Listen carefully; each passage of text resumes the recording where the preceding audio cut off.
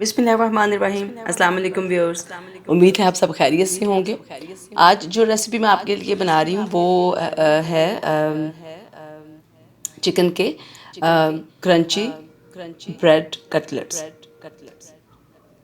Crunchy bread cutlets बनाने के लिए जो इसकी स्पेशलिटी है वो इसका क्रम्स हैं, यानी मैं इसके अंदर बाकी खाने के क्रम्स इस्तेमाल कर रही हूँ, ब्रेड क्रम्स नहीं।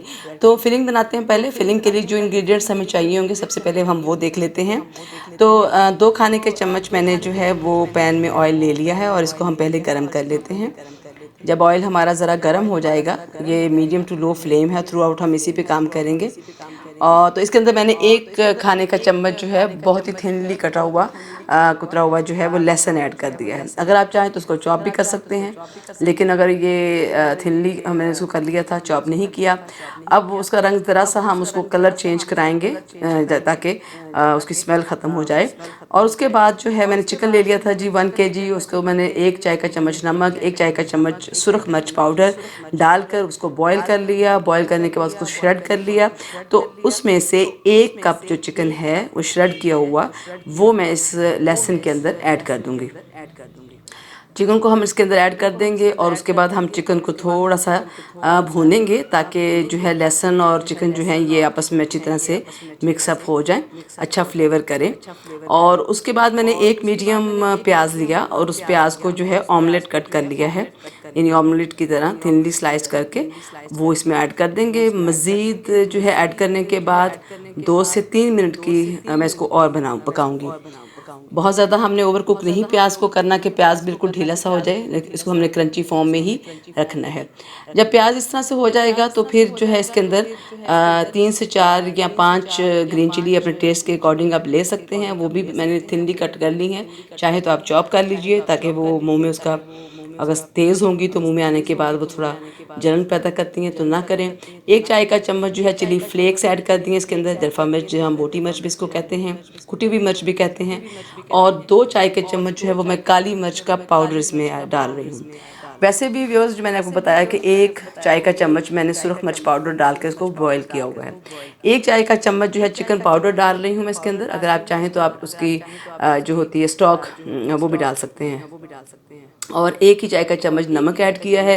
पहले बॉयल करने के वक्त भी 1 चाय का चम्मच डाला था, 1 चाय का चम्मच अब डाला है। इन सब चीज़ों को हम अच्छी तरह से मिक्स कर लेते हैं ताकि सब जो हैं वो एक साथ कुक हो जाएं। मिक्स करने के बाद जो इसमें बॉन्डिंग करनी है अब हमें, तो उसके लिए मैं 2 खाने के चम्मच जो है वो सादा मैदा जो है आम प्लेन फ्लावर वो ले रही हूँ। 2 खाने के चम्मच हम फ्लावर डालने के बाद हम इसको अच्छी तरह भुनाई करेंगे, इतना कि इसकी भुनाई की खुशबू इसमें से आएगी। तकरीबन ये 4 से 5 मिनट लगेंगे इसको भुनाई करने में। अच्छी सी स्मेल इसमें से भुनाई की आने लग जाएगी तो फिर हम इसके अंदर मिल्क ऐड करेंगे।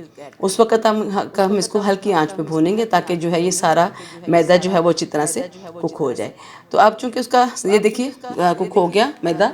अब मैं इसके अंदर 1 कप जो है दूध, नॉर्मल टेम्परेचर दूध जो होता है वो इसमें ऐड कर दूँगी। आहिस्ता आहिस्ता ऐड करेंगे इसके अंदर और इसको मिक्सअप कर लेंगे, क्योंकि मैदा जो है वो गुठलियाँ ना बन जाए। ठीक हो गया। तो हम इसके अंदर वो आहिस्ता आहिस्ता डालने के बाद हम इसको अच्छी तरह से मिक्स कर लेंगे। अच्छा व्यूअर्स, हमें चूँकि ये हम इसलिए कर रहे हैं मैदा और ये जो हमने मिल्क ऐड किया है वो इसलिए है ताकि जो चिकन है वो चूँकि हम फिलिंग के लिए इस्तेमाल करेंगे तो वो बिखरी हुई फॉर्म में ना हो, लेकिन उसकी बाइंडिंग हो जाए। तो उसके लिए हम इसको इस फॉर्म में करेंगे। और फ्लेवर को अच्छा बनाने के लिए मैंने जो इसमें इसकी यखनी यानी स्टॉक बच गया था वो मैं तकरीबन 3 से 4 या आप अपने जितनी आपको सॉस चाहिए है इसको सॉसी बनाना उस उतने आप इसमें डाल सकते हैं, उसको उतना पतला रख सकते हैं। बहुत पतला भी हम नहीं रख सकते क्योंकि हमें इसको कटलेट्स में यूज़ करना है। तो इसको जो है अच्छी कंसिस्टेंसी में लेकर जाना है और उस वक्त तक हम इसको कुक करेंगे। लो फ्लेम के ऊपर ये आहिस्ता आहिस्ता कुक हो रहा है, साथ साथ हमें इसको मिक्सअप करना पड़ रहा है ताकि जो है ये मैदा जो है वो इसके अंदर मतलब ये बहुत सख्त फॉर्म में ना हो, वो गुठलियाँ ना बन जाएं। अब इसके अंदर मैं 1 चाय का चम्मच जो है वो चिली सॉस इस्तेमाल कर रही हूँ। और व्यूअर्स यहाँ पर एक चीज़ मैं मेंशन कर दूं कि ये जितनी भी मेजरमेंट है ये एक नॉर्मल टेस्ट के लिए है। अगर आप तीखा खाना पसंद करते हैं तो अकॉर्डिंगली आप इसकी मेजरमेंट को बढ़ा सकते हैं।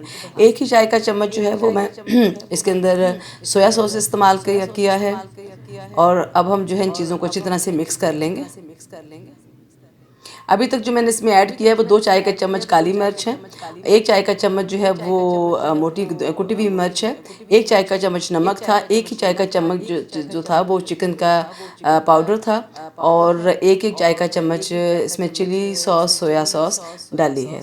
अब इन सब चीज़ों को हम मिक्स कर रहे हैं और अब जो है जब ये थोड़ा सा अच्छी फॉर्म में यानी फाइनली कुक हो रहा है ये देखिए, तो अब मैं इसके अंदर 1 चाय का चम्मच जो है वो सफ़ेद सिरका यानी वाइट विनीगर ऐड कर रही हूँ।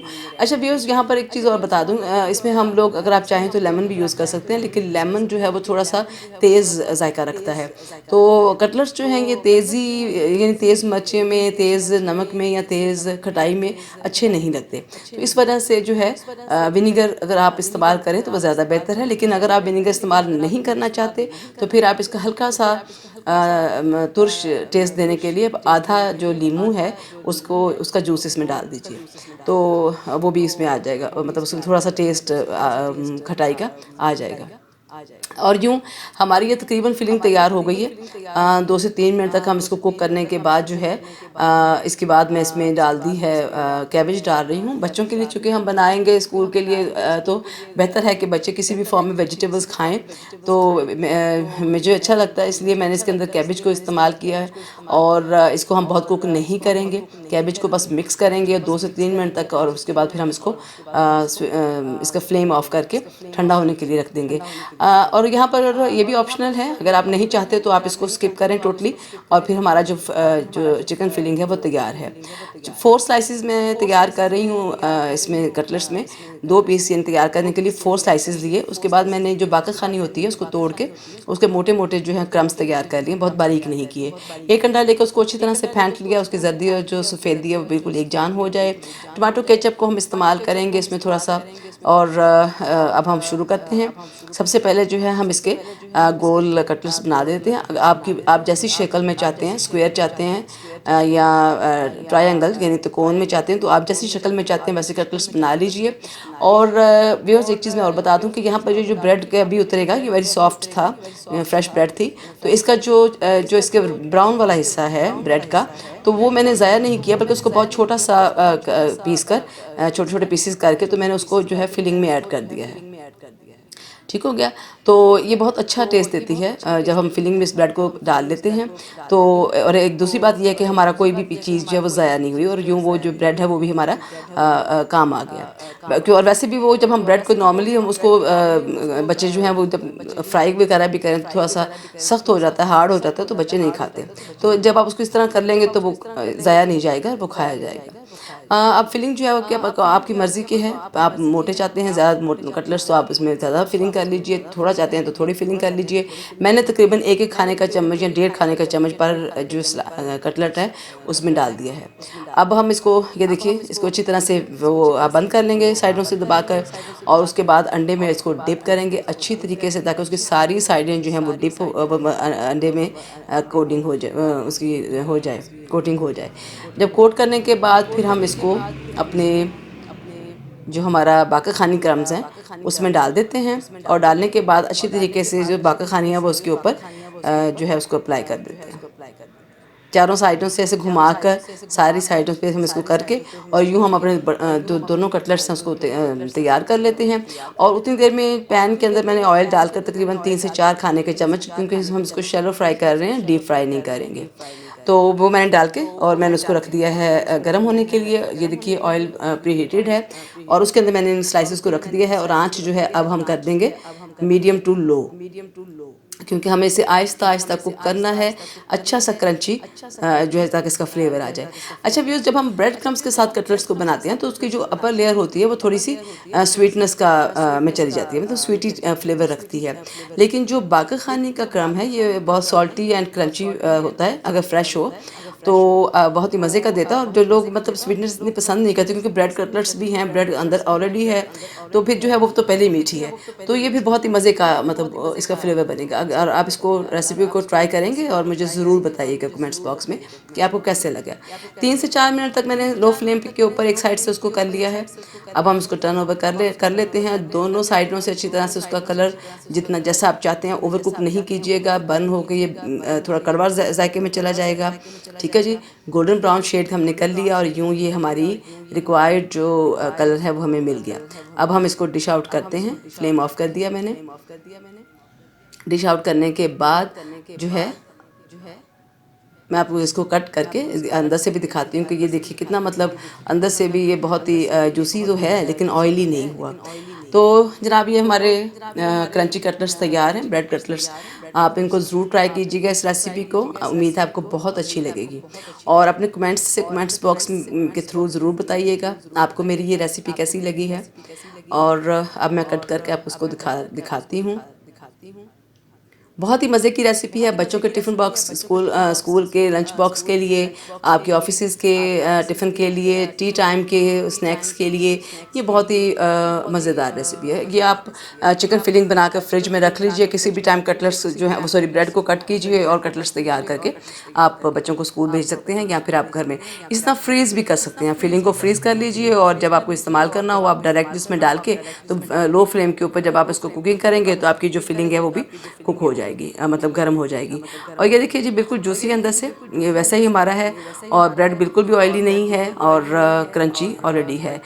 ज़रूर इस रेसिपी को ट्राई कीजिएगा, मुझे बताइएगा और मेरे चैनल को लाइक, शेयर और सब्सक्राइब कीजिएगा। अपना बहुत सारा ख्याल रखिएगा।